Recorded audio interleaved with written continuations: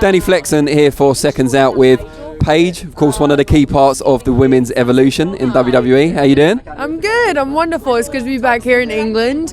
Weather aside. Weather aside, but I get to develop my British accent again because my family always takes a piss at me. Really, they're just like, "Oh, you sound like so American now. What happened to you?" And I'm like, "I'm not." It's funny you should say that because recently I watched the original documentary that Fighting for My Family is basically based on. It's on demand over here at the moment, so we're able to watch it. And yeah, you sound a lot different. You obviously look a lot different as well, but you sound a lot different. Hey, you're right. Like, I'm very Norfolk. I'm glad I got rid of the Norfolk side, but I still have a little bit of my British left. Don't worry. How often do you get to come back? Well, usually it would be on the tours, the European tours. I get to see the family. They'll come on like a couple of the dates or whatever. But blackout. You must have said something you weren't supposed to say. I know. Yeah, so you're saying you get to come back on the European tours? Yeah. So I usually get like twice a year. I get to come back to England, but I didn't get to go this time because obviously I'm taking a little backstage spot, kind of backstage on actually Fox. But yeah, I'm kind of like not so much on the road with these guys, so I didn't get to be a part of it this time. So this is the first time I saw my family. I came, landed, went straight to Norwich for like 2 hours, came all the way back again. Can you give us some insight into whether we're likely to see Backstage on UK TV anytime soon? Is it something you might be pushing for? Now I've said it. Yeah, absolutely. My dad's always crushed too because he was like, I need to watch it and I have to try and find it somewhere. But Tell him to go on YouTube. I said that, but no, I do want it to be on British TV. It's a good show, and we get to talk a lot of crap on it. So, how are you find working with CM Punk? oh, great! He's so wonderful, and like I respect him and AJ. You know, AJ was one of my favorite people when I got on the road. I didn't get to really like talk to Punk until he came back, which was a big surprise to me. When he came out, I mocked out. I was like, "Holy hell, this is awesome!"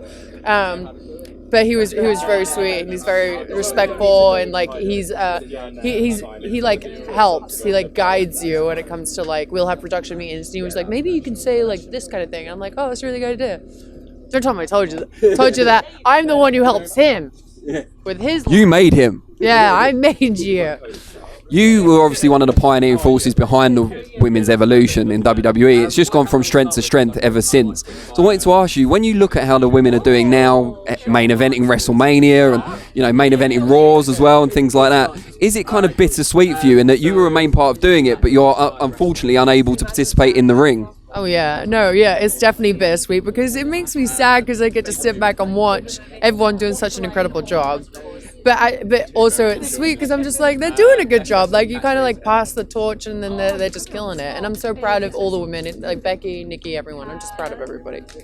What do you make of some of the crossover performers as well? Obviously in the women's division you've had Ronda Rousey come over recently, make a big impact. Tyson Fury spent some time on SmackDown last year from the world of boxing. What do you make of that and how do you feel they adapt to the WWE style? I was really surprised actually because there's a lot of the time where you have actors or celebrities come over and it's harder than it looks. They come over and they try really, really hard, but some people don't grasp it straight away and I feel like Ronda did such a good job. Like amazing actually. Like I was very surprised. I was like, how is this woman getting wrestling? Like it took me years to try and capture this, and she just like nailed it straight away.